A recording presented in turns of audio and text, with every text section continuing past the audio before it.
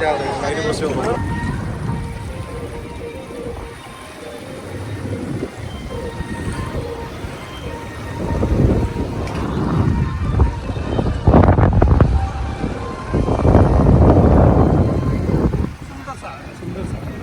को शेष पर्यंत देखंतु आउ चिलिकार फीस्ट अनुभूति आम आपको देखाऊँ। जय जगन्नाथ जय गौमाता। आज आम बाहरी गलु सेकेंड चिलिका को आउ सेकेंड चिलिकार अनुभूति आम आपको देखू। देखु आम बाहरी गलु अधा बाट आउ बर्तमान मुझे देखी रोड्र नजाराटा केमती कौन अच्छी देखु। आग को जस्ट एबे आम बाहरिलु धीरे धीरे धीरे धीरे जीवु आ धीरे धीरे मुझे देखेबी कौटी कौन पहुँचुची। आमर दुई बंधु आसिक पहुँच जाइछन्ती। हेलो गाइज आस एटा सेकेंड चिलिका को रोडटा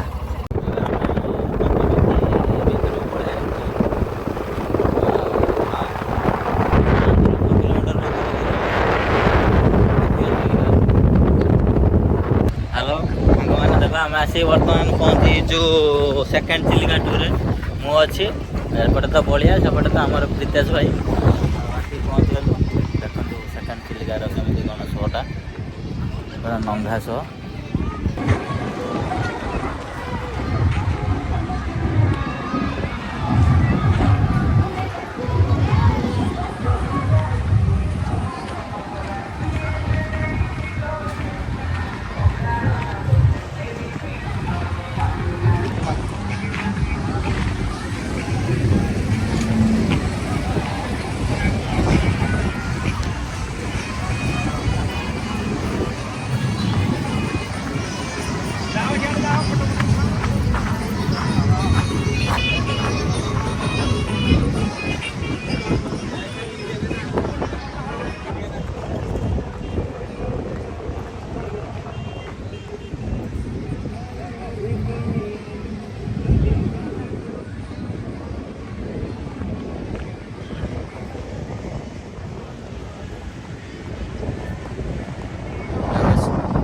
देखो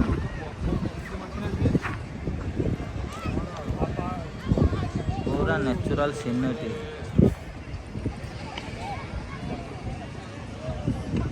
देखुवे तो आरे आरपटे बोटिंग फटिंग अच्छी आम तो ये फिस्ट करूँ ना आमर एपटे आमर ये स्टाफ सब अच्छे आमर एपटे चलती ना आरपटे बोटिंग फटिंग अच्छी एपटे खाली नॉर्मलटा अच्छी आमती देखुवे।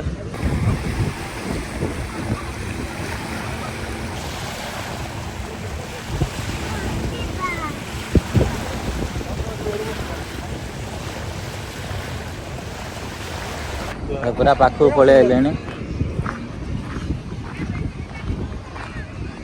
ये भी गाधे हम किसी सेमती प्रोब्लेम नहीं गाधे हम पूरा प्लेसटा पूरा देखुए पूरा नंगा है जूम करके देखा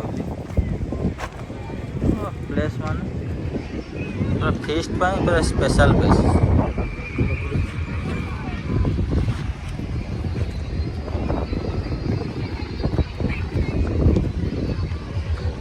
यहाँ तो गोटे पट आर पटे देखो गोटे बोट बाहर जूम कर रही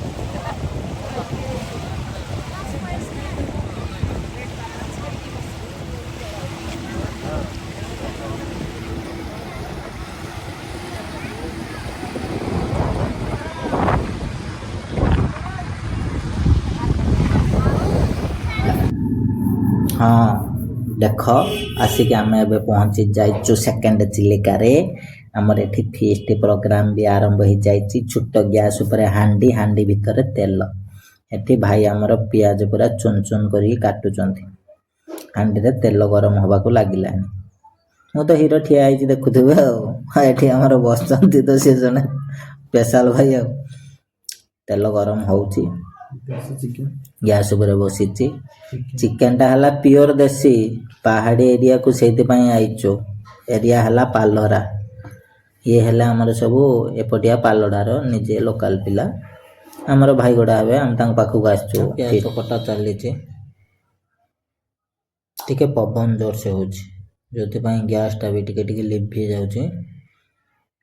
ଗୋଟା ମସଲା ଧରା ହେଇଛି ପଡ଼ିଲା, ଗୋଟା ମସଲା ପଡ଼ୁ ପଡ଼ୁ ପିଆଜ ପଡ଼ିଗଲା। ମୁଁ ଦେଖିପାରିଲିନି କେତେବେଳେ, କିନ୍ତୁ ପିଆଜଟା ପଡ଼ିଯାଇଛି।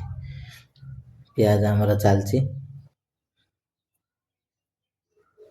ପିଆଜକୁ ତା କଲର୍ ଆସିବା ଯାଏଁ ଆମର ହେବ। ଏଇଟା ହାଣ୍ଡିରେ ଦେଶୀ ଚିକେନ୍, ହାଣ୍ଡି ତିଆରି ଦେଶୀ ଚିକେନ୍, ପୁରା ପିଓର ଦେଶୀ। ଆମ ଆଡ଼େ ତ କେହି ଖାଇନଥିବ ଆଉ, କାହିଁକି ମାଛ ଖାଇବା ଲୋକ କେଉଁଠୁ ଖାଇବ। ଦେଖ ଆମେ ଖାଉଛୁ। ଏଠି ପବନ ବହୁତ ଜୋରସେ, ସେଇଥିପାଇଁ ବାଧ୍ୟ ହେଲୁ। ସେ ଭାଇ ବୁରା ଧୋଇଲେ, ମୁଁ ଗାମୁଛା ଧୋଇଲି, ଆଉ କିଛି ଉପାୟ ନାହିଁ। ଖାଲି ମୁଣ୍ଡ ଟୁଙ୍ଗାରିବା କଥା, ଆଉ କ'ଣ କରିବୁ। ଗାମୁଛା ନ ଧୋଇଲା ବେଳକୁ ଗ୍ୟାସ୍ଟା ଲିଭି ହେଉଛି, ସେଇଥିପାଇଁ ଗାମୁଛା ଧରିଛୁ। ସେ ତାଙ୍କର ଘାଣ୍ଟୁଛନ୍ତି, ଆମେ ଦୁଇ ଭାଇ ଏପଟେ ଦୁଇ କୋଣରେ ବସିଛୁ। ସେ ବୁରା ଧରିଛନ୍ତି, ମୁଁ ଗାମୁଛା ଧରୁଛି ଆଉ।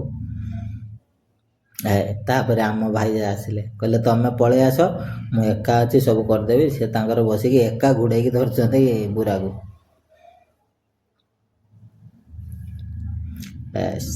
ଦେଖୁ ଦେଖୁ ଆମର ଦେଶୀ କୁକୁଡ଼ାଟା ପୁରା କଷି ଯାଇଛି।